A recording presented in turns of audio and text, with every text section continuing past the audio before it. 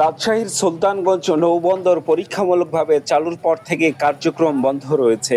ব্যবসায়ীদের দাবি, পাথর আমদানির জন্য এটি সহজ রুট।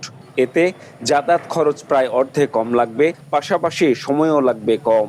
আমাদের বাংলাদেশে আমরা চাই কি, বিদেশ থেকে যে পণ্যটা আমরা নিয়ে আসি সেটা যত কমে আনতে পারবো তত বাংলাদেশের আপনার ডলার বিদেশে কম যাবে।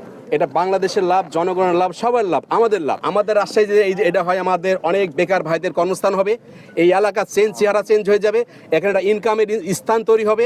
আমাদের কস্টিং পড়ে যায় হলো পার টনে হলো প্রায় 20, 21, 22 ডলার। আর আমরা যদি এইখান থেকে পাথরটা আনি সেটা আমরা 9 থেকে 10 ডলারে আমরা দেখেন আমাদের কত ডলার সেভ হয়ে যায়, 50% ডলার সেভ হয়ে যায়। কিন্তু অবকাঠামো সহ অন্যান্য সুযোগ সুবিধা না থাকায় জাতীয় রাজস্ব বোর্ডের কারণে শুল্ক স্টেশন স্থাপন করা সম্ভব হয়নি। নৌবন্দর এবং জাতীয় রাজস্ব বোর্ডের মধ্যে একটি টানাপোড়ার কারণে এবং তাদের মধ্যে অন্তর্দ্বন্দ্ব সৃষ্টির কারণে আমাদের নৌবন্দরটি চালু হচ্ছে না। তবে অবকাঠামোগত সুবিধা ধীরে ধীরে বাড়ানোর কথা জানিয়েছেন বিআইডব্লিউটি এর চেয়ারম্যান।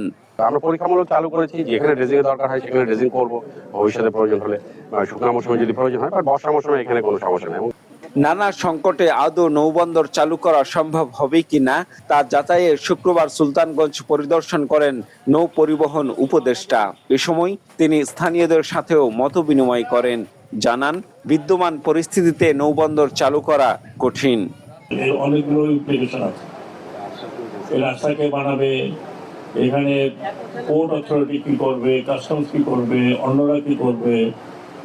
যে রাস্তা আমি আসলাম এই রাস্তা দিয়ে এখন বন্দর করা খুব ডিফিকাল্ট।